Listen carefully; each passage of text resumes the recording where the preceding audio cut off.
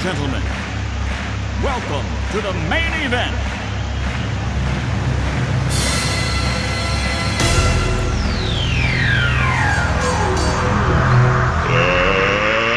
Let's get ready to rumble!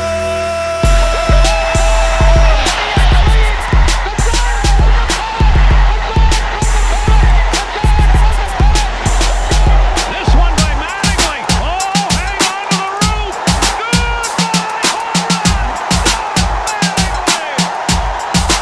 Montana looking, throwing in the end zone.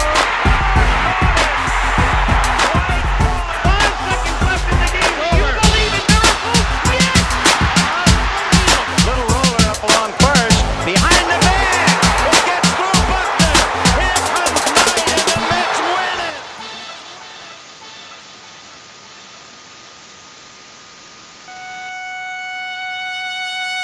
Yes, welcome back. It's Sports and Sorts, live on a Friday morning. And if you go ahead and click that notification bell or the subscriber button, you should be notified when we go live.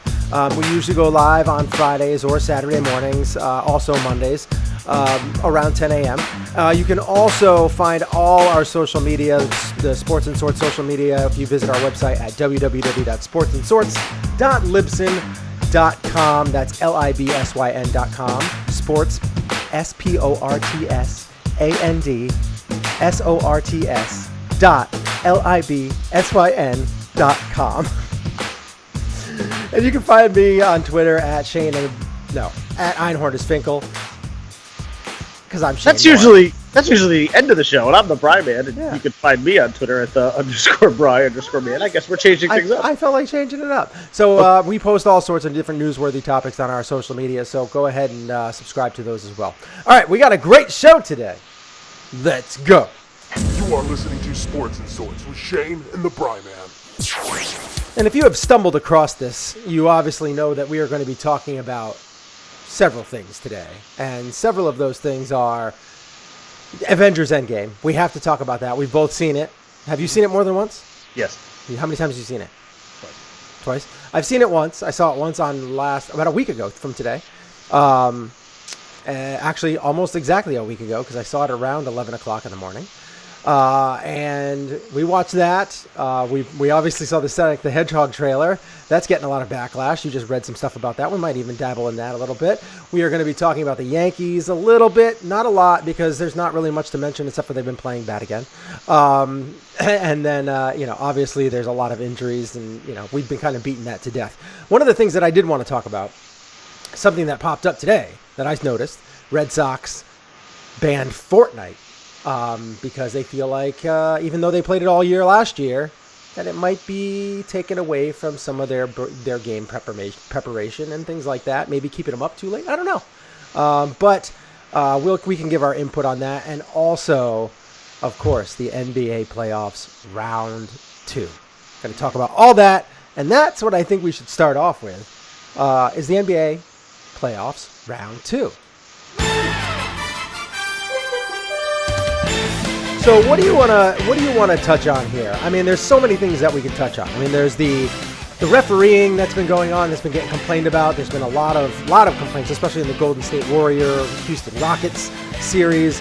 Something that I don't typically like to get into too much is the refereeing, because refereeing the calls, even when they're umpiring in baseball, like calls typically, they're going to happen. They're going to be good. They're going to be bad. And yes, I agree with the complaints with the Houston Rockets. And that's something that I have not typically agreed with them on. I usually, not publicly, but privately bash them on how overly complaining they are when it comes to getting foul calls. When, because they complain on every single play.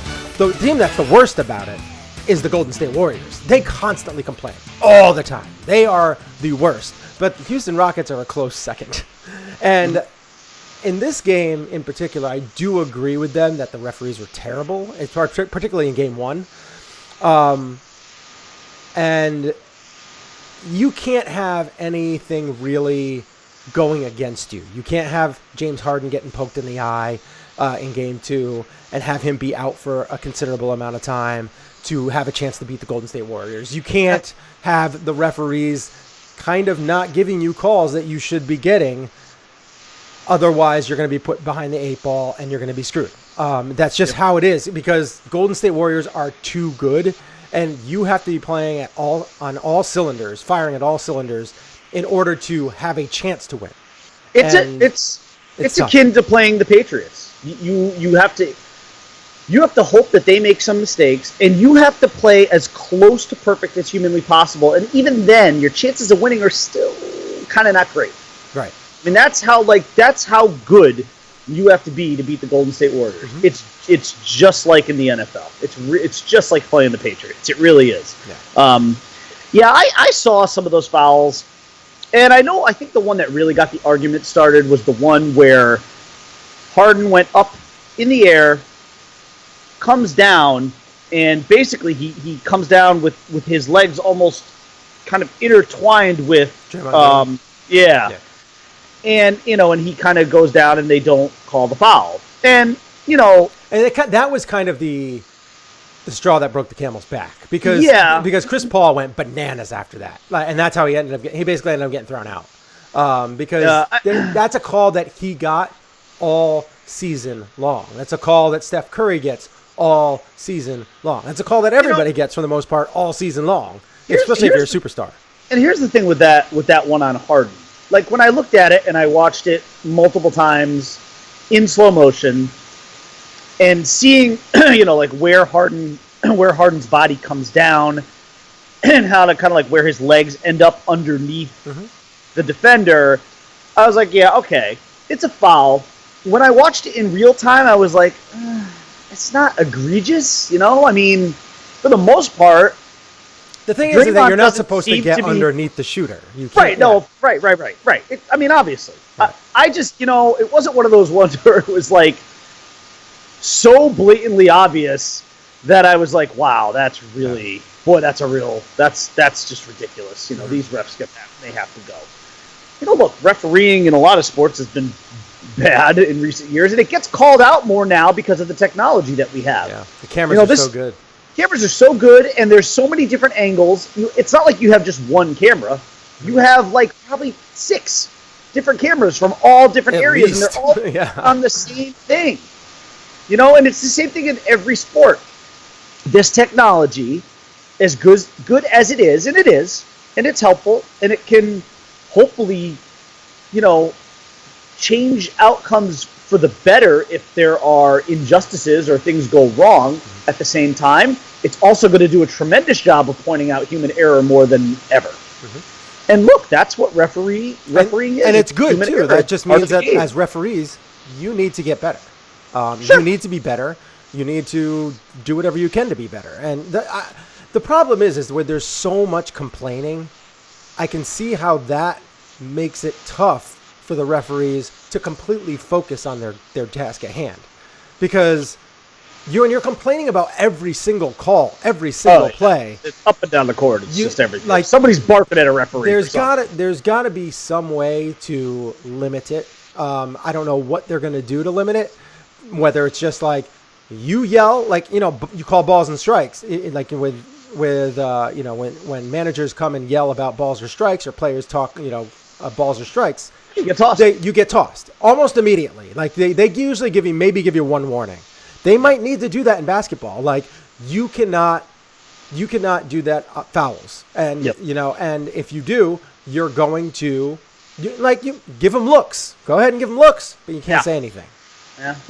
Otherwise you're going to get tossed, or you're going to get a technical or something along those lines, because they got to do something, because it's agitating me as a fan, and I love watching the playoffs. And granted, it's really being highlighted in this Golden State Warrior Rockets series because these are 2 of the worst at it. They just constantly complain all the time because they're a bunch of jump shooters, and they're trying to work that, getting the 3-point play, the 4-point play, getting 3 foul shots, or getting the 4-point play, with their jump shots, because they're all good ball handlers. Steph Curry is one of the best in the game.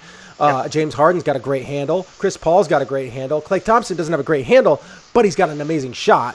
Kevin Durant, great handle, amazing shot. Like these are people. These are guys that work that into their game. Yeah. Yeah. And it sucks, but they got to do something about it because it aggravates me. It takes away from my enjoyment of the game. Speaking of Kevin Durant, and I was thinking back to shows that we did. I guess it would have been 2 or 3 years ago, and I remember talking about when Kevin Durant made the decision to go to Golden State. Yeah, and I remember, for whatever reason, this sticks out of my head, but I remember having the discussion with you saying, the only way that Kevin Durant can kind of come out of this whole thing not looking bad is if not only does he win a championship, but he wins a Finals MVP, and he dominates and he turns into this sort of dominant force and maybe wins multiple championships. And I'll tell you what, he's already won multiple championships. He's already won 2 Finals MVPs. He's well on his way to probably claiming a 3rd championship and almost certainly a Finals MVP. I have to tell you, the way that this guy has played, you know what? You can say whatever you want about him for making the decision to do what he did, to go to Golden State, to join up with, the rest of the popular kids, and and you can say whatever you want about that. He made his job a lot easier. However, he did. However, you cannot argue at all with the results. No. This guy hits big shot after big shot after big shot in huge games. He puts up massive numbers. He had his lowest scoring game of the playoffs the other day, and it was 29 points. Yeah. So I mean, that's the thing with him is that it's absurd. He has joined a team that's made his job easier, but Absolutely. Instead of working the same or taking some time off, he's actually worked fitting harder. in. He's actually working harder to make sure that he's even better. He doesn't just fit into this team. He doesn't just fit into this team. He's now the focal point on offense. Yeah. He is the go-to guy. It's not Steph Curry. No. Steph Curry is a complementary piece to Kevin Durant. Yeah. That's how very that good has worked. Complimentary piece. Oh, a Hall of Fame complimentary piece. But you know what? These guys are going to win so many championships together that you're going to actually probably have 3 Hall of Famers on this team. So, and a Hall of Fame coach, most likely. So, I mean, you can't sit here and say, though, that Kevin Durant just kind of slid into this well-oiled machine that was working just fine and just sort of rolled with it and kind of, was there for the ride. No, he's driving the car. Mm-hmm. He's not there for the ride. The dude is driving the vehicle. And I'll tell you what, I think, and I've heard this from some other sportscasters, and I agree, I think it would be a mistake for him to leave here. Because he and this team... Depends on what he wants from his legacy. He and this team could do some unbelievably special things.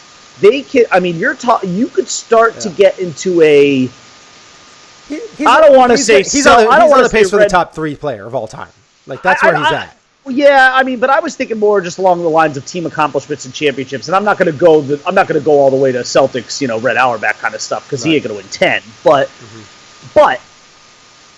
he could win 6 or 7 and be in Jordan-esque territory. Yeah, well, and then any question that you ever would have had about him, and any Steph Curry and all of them are starting to break down too much already. I don't see. They'll get another one after this if they stay together. I think they're going to get this one. I still think they're going to get this one. And frankly, I am rooting for them to get this one, if only because I'm so scared of the Celtics winning that I really need Golden State to beat them. Because I have to tell you, the nightmare scenario is still there.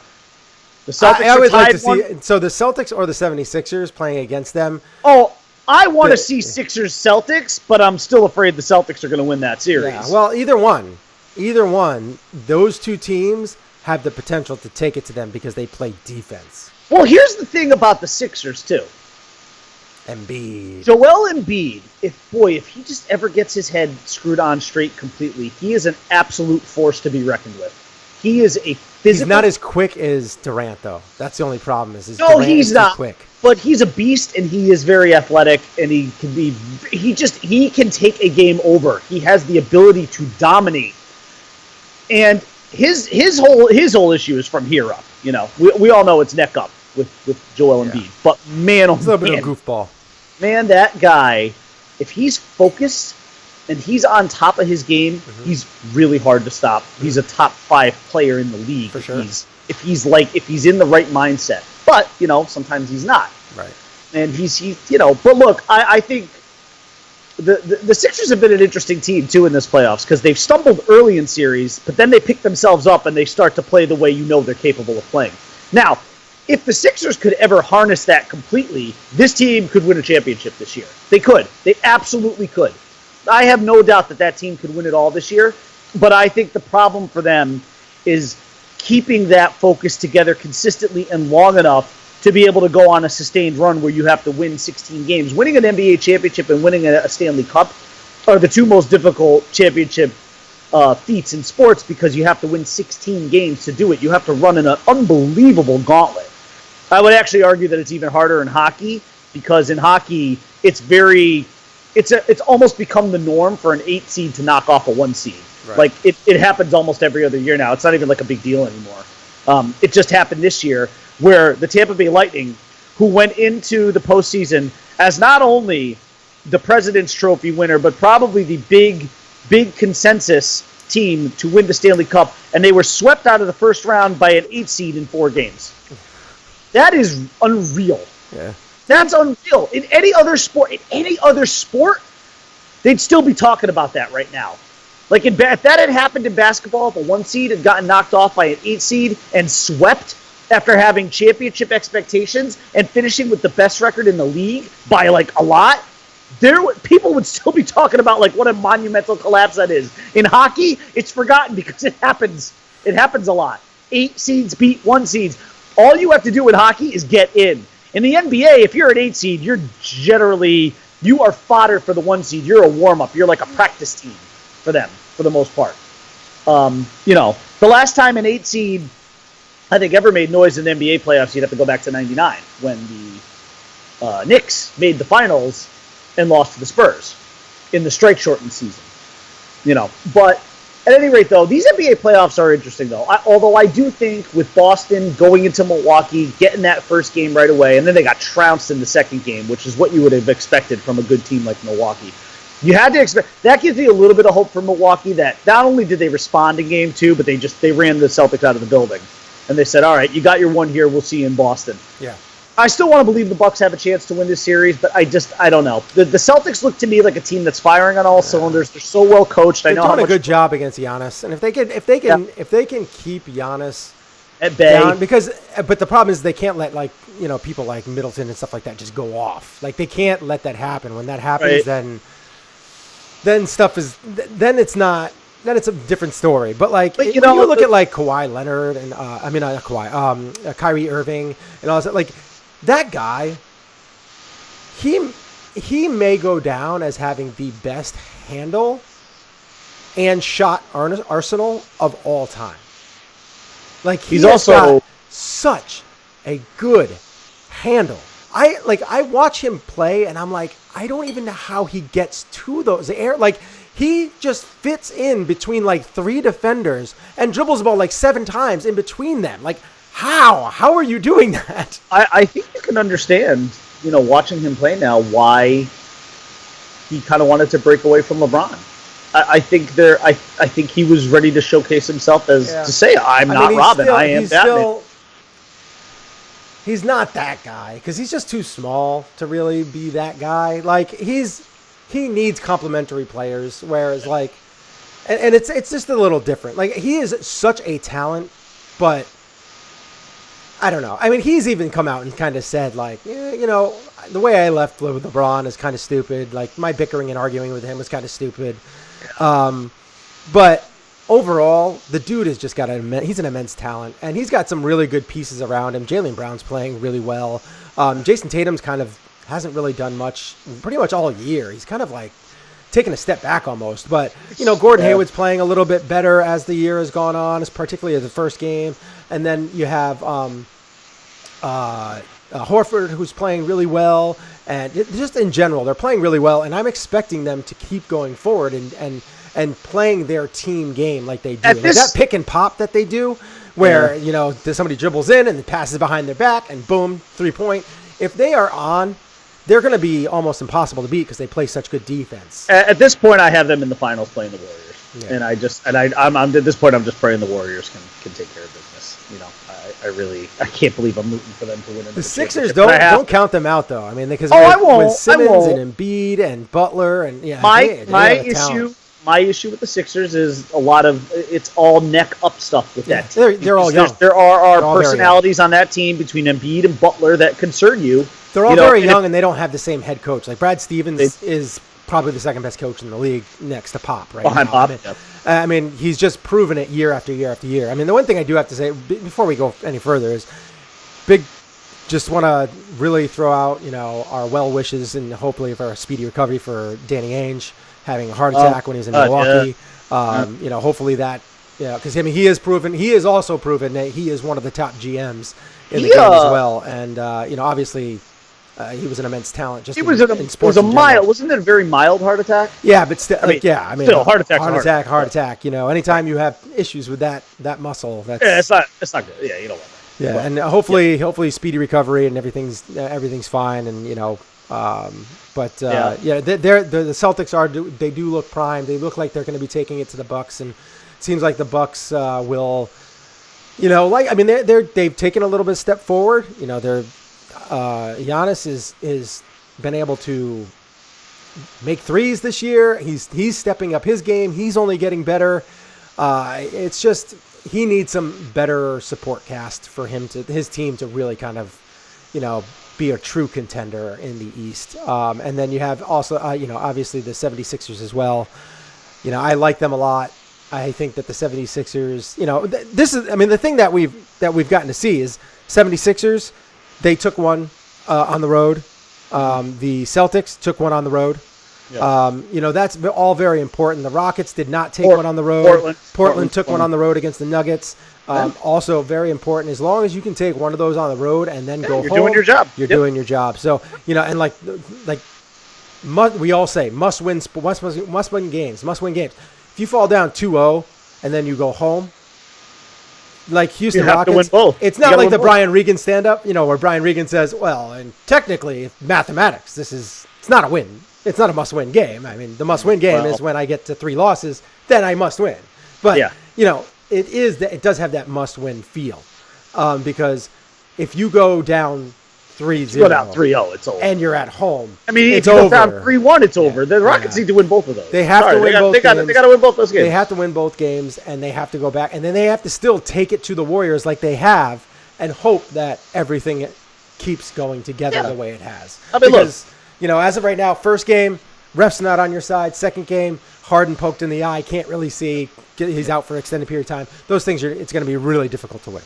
I mean, bottom line, Golden State did what they had to do. They defended the land. Mm-hmm. That's what, and Houston is going to have to, they're going to have to hold up their end of the bargain, though. Otherwise, this is going to be a short series.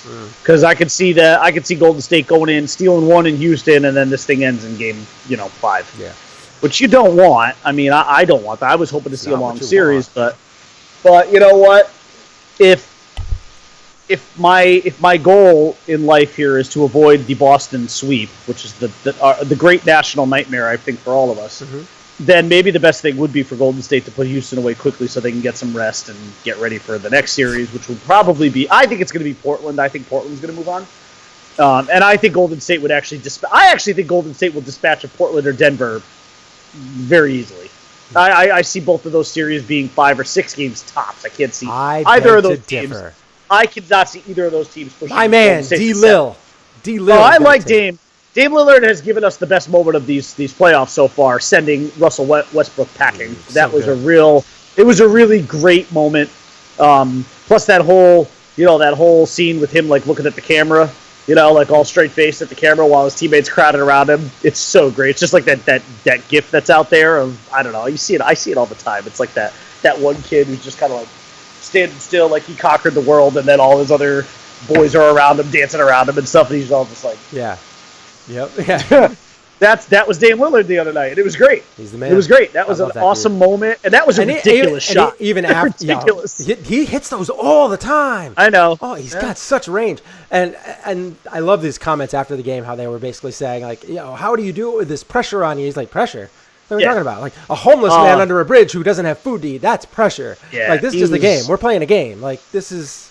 Like, I love the pressure. I love those responses because, and I remember I remember, and you probably remember this too. And I read a book once. It was a good book. It was actually it was not a very much publicized book, but it was called I believe the name of the book was called The Duke of Havana, and it was a book about El Duque, Orlando Hernandez, and his journey from Cuba to the United States on a raft in shark-infested waters. Yeah. And they asked him a similar question because he was so clutch in the postseason. Right. They asked him, all that, the pressure of the postseason, and you just don't seem to. And he's like, "This isn't pressure." Yeah. He's like, coming over to America from Cuba on a handmade makeshift raft with sharks circling you. He's like, "That's pressure." He's like, pitching on a green patch of baseball field in the playoffs. That's not pressure. Yeah, I mean, and it's true. That's perspective. Now, Dame Lillard, what he said was true, but that's nothing he can relate to. Right. El Duque actually was the guy on the raft floating across the Caribbean to get to America so he could pitch in a baseball game. I would love to see that. I would love to meet that guy. Oh my God. I'm sure he could tell you some stories. I'd like to just hear the raft stories. One of my favorite players of all time. If I could find that book, I'll let you borrow it because it was good. And it was short. It was a short read too. You tell me one Yankee fan who didn't go out in the backyard and do that wind up. Oh, I always did it. And I'm convinced that my hips are suffering because of it even now. But I used to do it all the time. I used to be able to get the knee above my head. Oh yeah, it was great. So good. I have a poster. I was upset because it couldn't quite make the cut to get down here. Mm-hmm. But I do have a poster signed by him.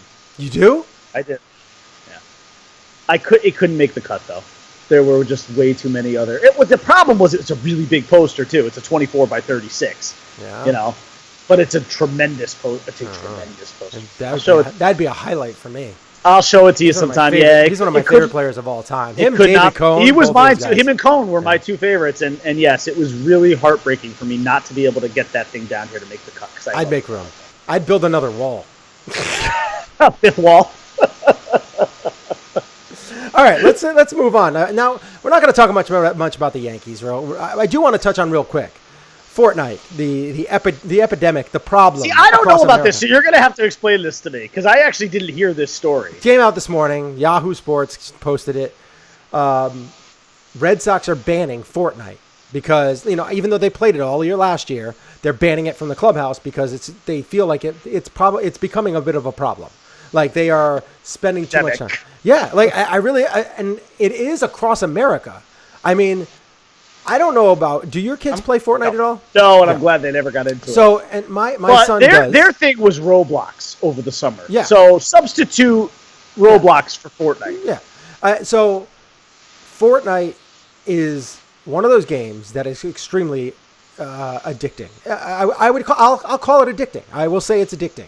This is one of those games that because we all had this when we were growing up. Like when I was young and, Mortal Kombat came out, we played it obsessively for a couple of weeks. But then you kind of like, you know what, I'm going outside and playing wiffle ball. Like you get bored of it after a while because there's not much change to it.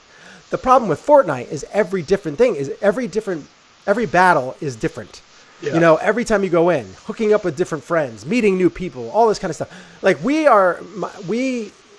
make sure that my son only plays with his friends. Like he's only linking up, especially with his headphones and all that stuff, with his friends, and they are playing together in this battle. Now, granted, they're playing against a bunch of other people, but they're playing together in the battle.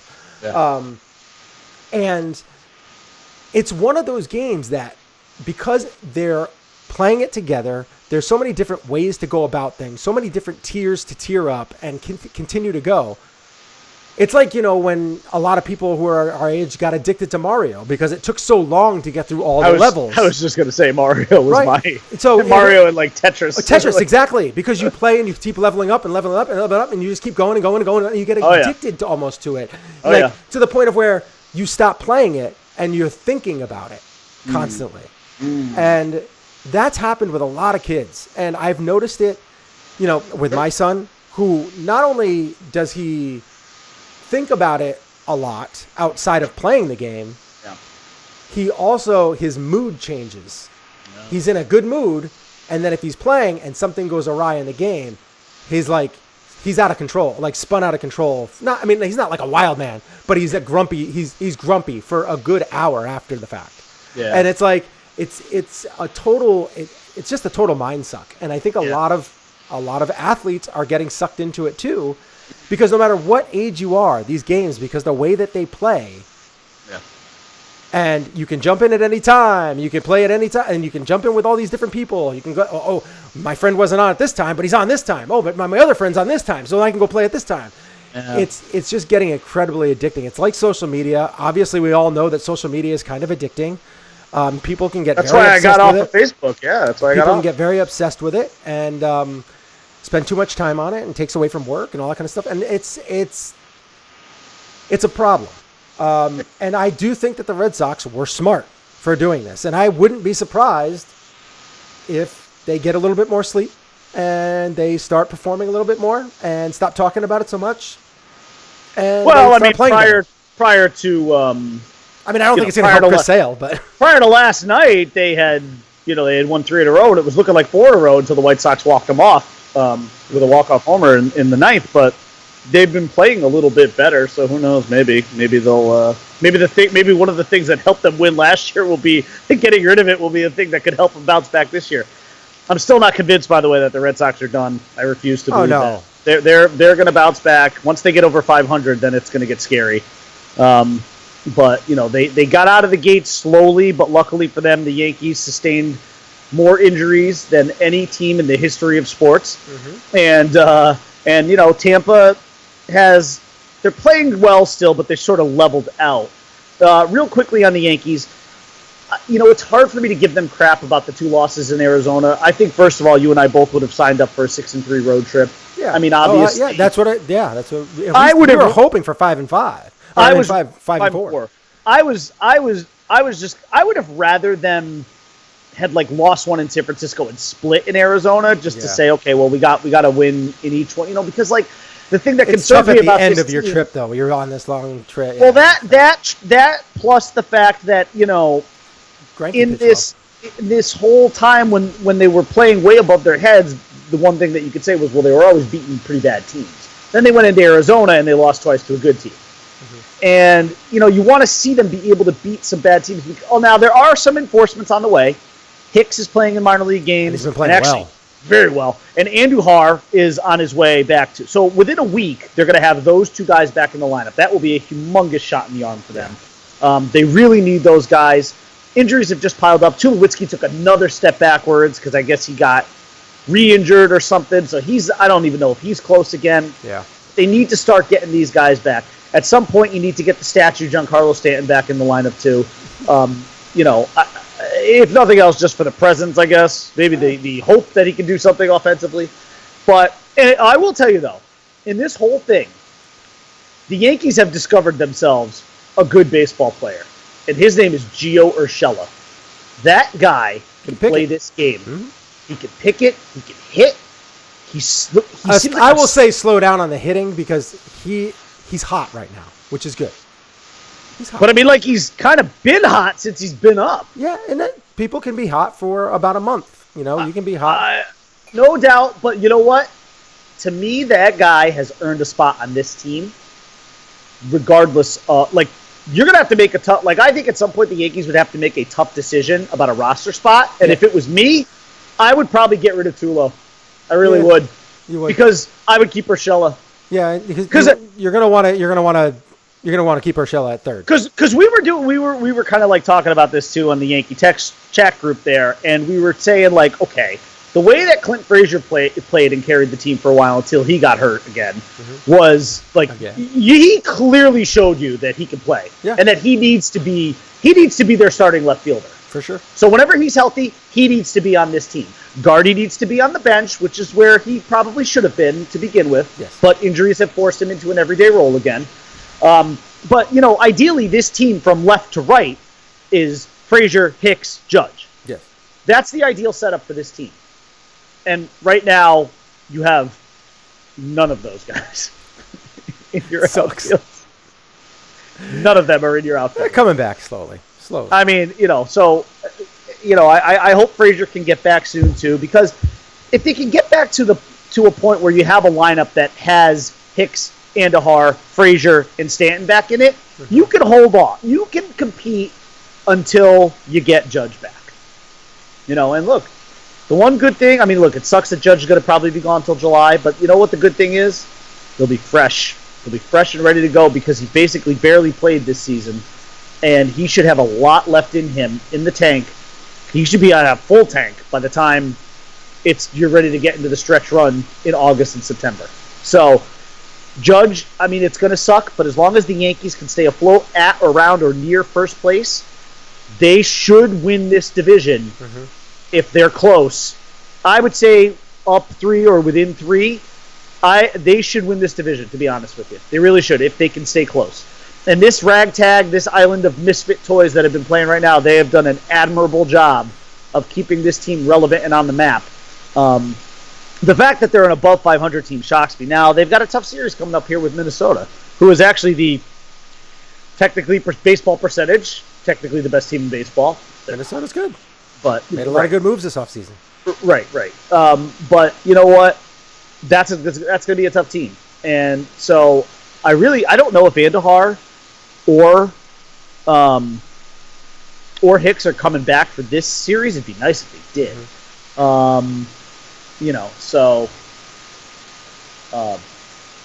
But anyways,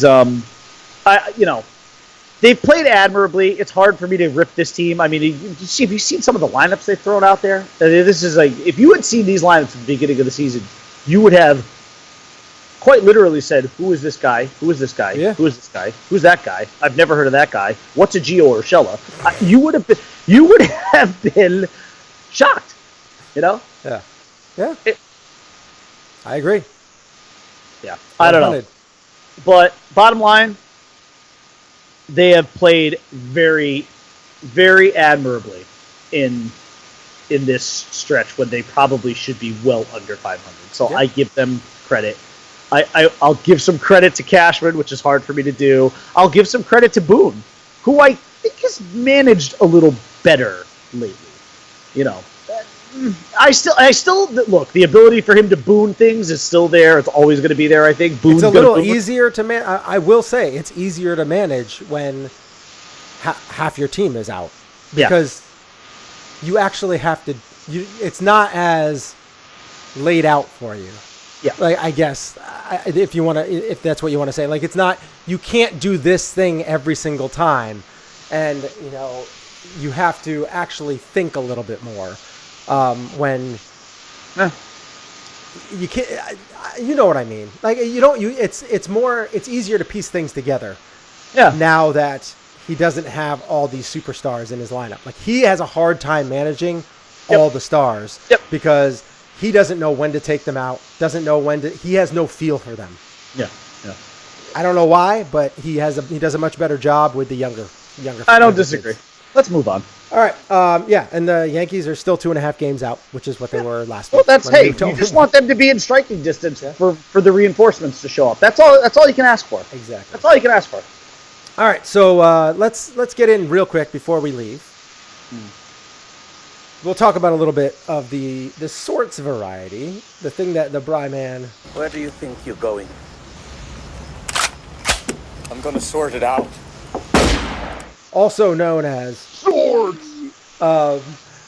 We will touch on Avengers Endgame, but first I wanted to talk about Sonic Hedgehog trailer. I watched the Sonic the Hedgehog trailer, and I didn't really mind it that much. I didn't find it I was never a big Sonic guy. I didn't play Sonic. I didn't either. I played Sonic the Hedgehog once and was like, this game sucks. I'm done. That was it. That's how I felt. But I watched the cartoon that they had a little bit because my kids were my kids. My brother and sister were 11 years younger than me, so basically my kids. Yeah. They watched some of that TV when they were younger. So of course I watched a little bit of it. It was fine. It still wasn't my cup of tea, but I watched the trailer and I was like, oh yeah. This just seems like a decent enough kid movie. I don't know why all these adults are getting all ticked off about it. People our age are really clowns. We we rip on the millennial generation all the time, but the hard, ugly truth is that people like my age and your age, we get incredibly offended if you take our childhood icons and, you know, celebrity folk heroes and you misrepresent them. We really take offense to it. And, you know, to my fellow Gen Xers, because I still consider myself a Gen Xer, because technically we're in the...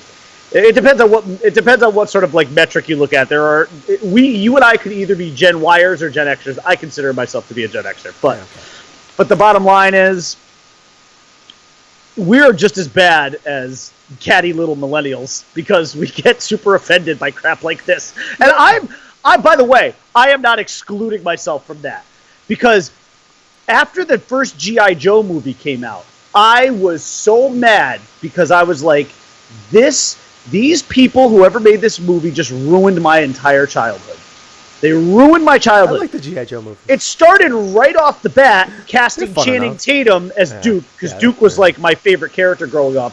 And I was like, wow, already I hate you. Whoever the director was, I don't even remember. I hate And they killed him in the second movie. You ruined my childhood. And then they killed him. They killed Duke.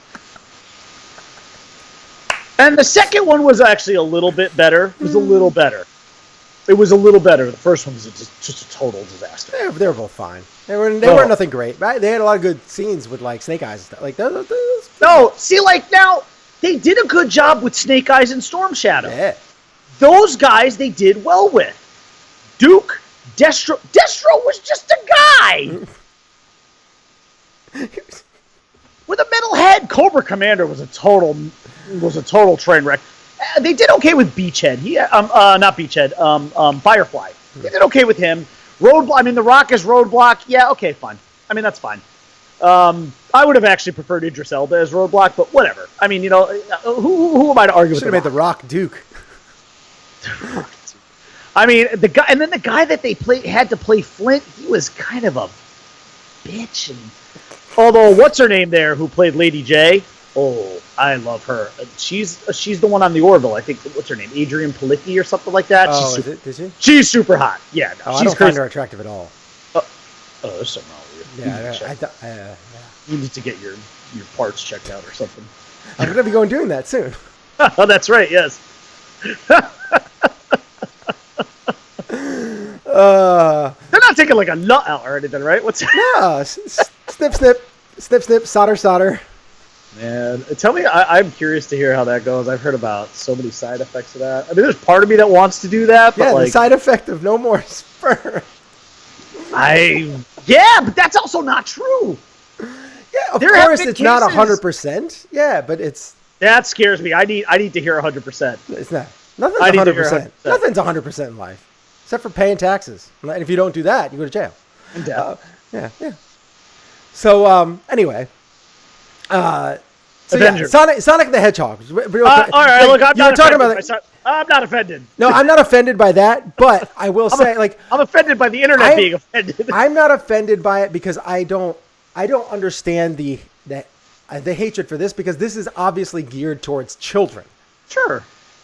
Like, I get offended like when Apocalypse doesn't look like Apocalypse in the X-Men movies. Like, that offends me because that is geared towards me.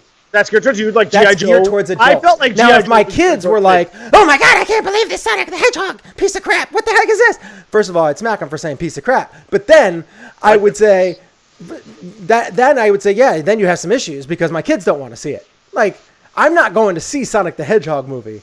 There's no chance, like by myself. I'm not even going. I'm not taking the kids because my kids will have no interest because that means nothing. Sonic the Hedgehog means nothing to them. Exactly. So this is the problem. These older people about Sonic the Hedgehog. Just stop. This is not made for you. This is made for your kids. Hopefully you'll enjoy Jim Carrey's stupid antics. Or as my kid, my kids have a favorite. They love that They love the Michael Jordan meme. Stop it. Get some help. That's their favorite. They say that all the time. All the time. My kids say that. Stop it. Get some help. It's so great. It's just so funny because like we grew up with that. Yes. That commercial, right? The Michael Jordan, stop and get some help commercial. We were like kids in the 80s, and our kids now are repeating it. It's really funny. No, I don't care about. I could not care less about Sonic the Hedgehog. I have no intention of seeing that movie. Avengers Endgame. Yes. I gave it an 8 out of 10, which I thought was very good. I thought it was a good movie. I thought it was a good ending and conclusion. There were parts that I didn't really care for. But ultimately, I thought the movie was very entertaining. I don't think it was can't take a pee break as they were selling it to be. I thought there were plenty of opportunities to go to the bathroom. There are obviously some very epic moments. There's some very important times during the movie that you need to be paying attention. But overall, it was a good movie, a good ending to this saga. It's not the ending of the franchise because they're going to continue with a Hawkeye, TV show on Netflix, on their Disney Channel. Plus, and Loki will have his own show, right?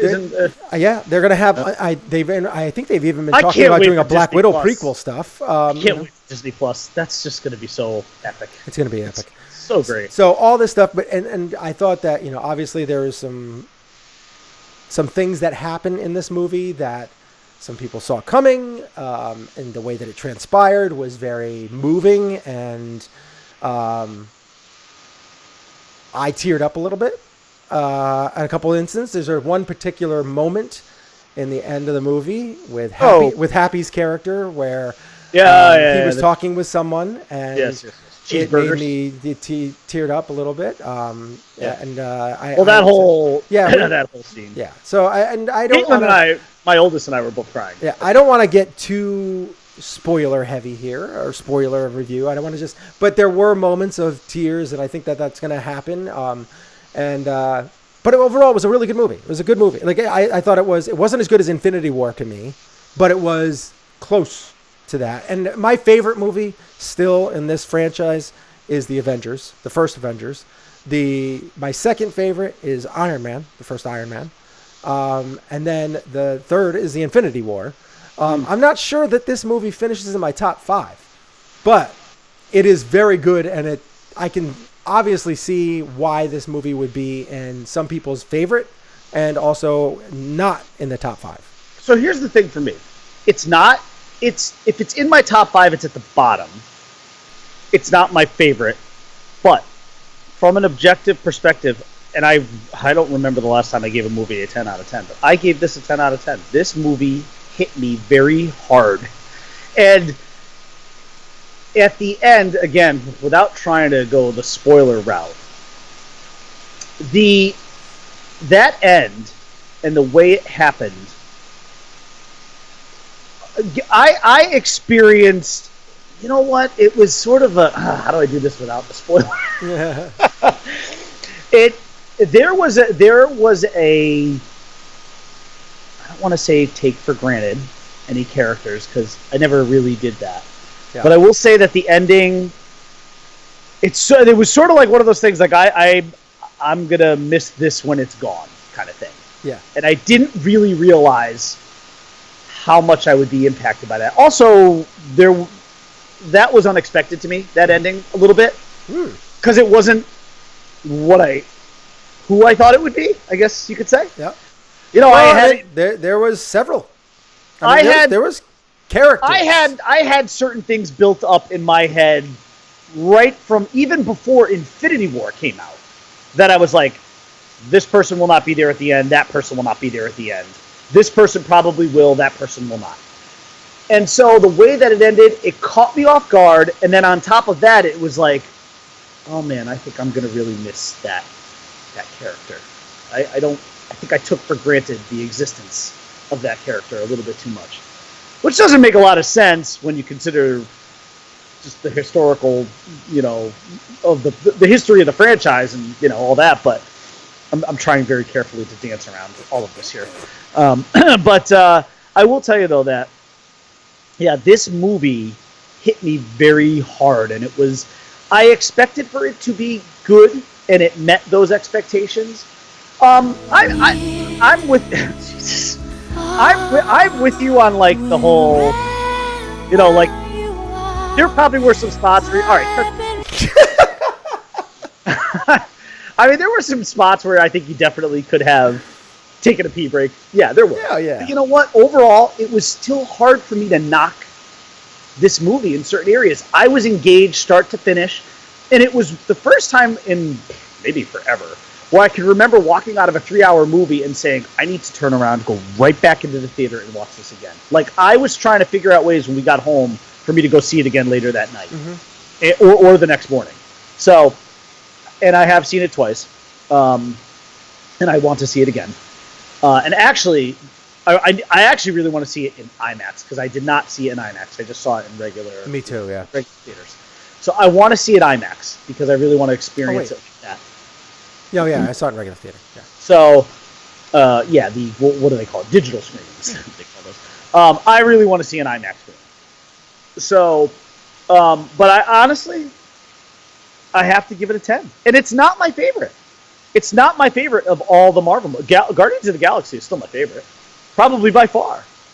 This would probably crack my top 5, but you know, I love Guardians. I love Doctor Strange. I love Winter Soldier. I mean, I would say my top 3 are those 3 right there: Guardians 1, Winter Soldier 2, Doctor Strange 3. This one's in the conversation.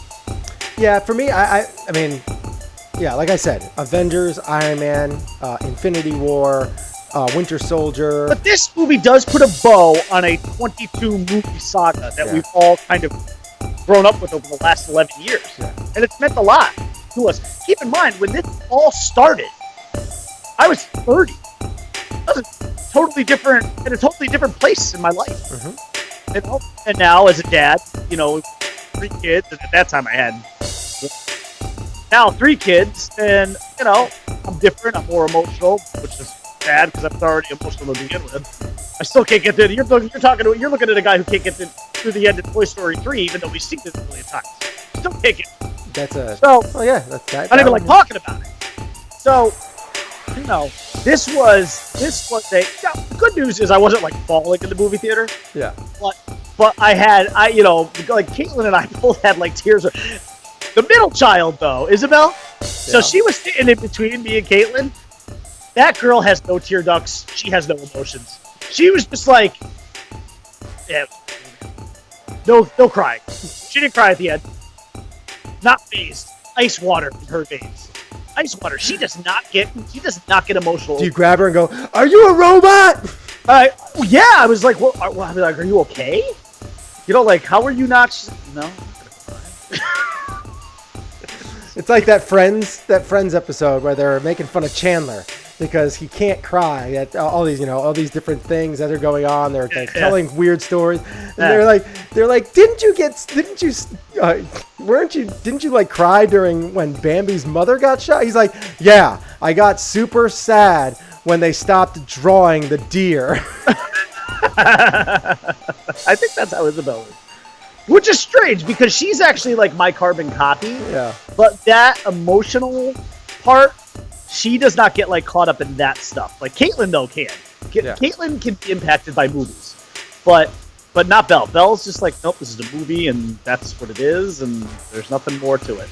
And that's fair enough. And they all make fun of me for the Toy Story thing too, because like none of them cry at the end of Toy Story. Oh, that even hit me. I mean, I'm emotional, but like I usually tear up. I don't necessarily cry, but I think I cried during Toy Story 3.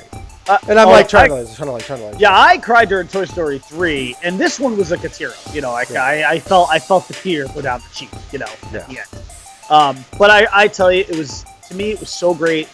Even though it was 3 hours, it was easy for me to get through. I want to see it again. I might even want to see it like 2 more times. I want to see it one more time because I gotta just sit through it one more time, give my finished rating for it, because like I did like the movie a lot, but like I just need to figure out where it is in the saga. And although there was not an end credit scene, again, I didn't stick around till the very end because we were told that there wasn't one. I did hear though that there was an end credit. Let's just call it a sound.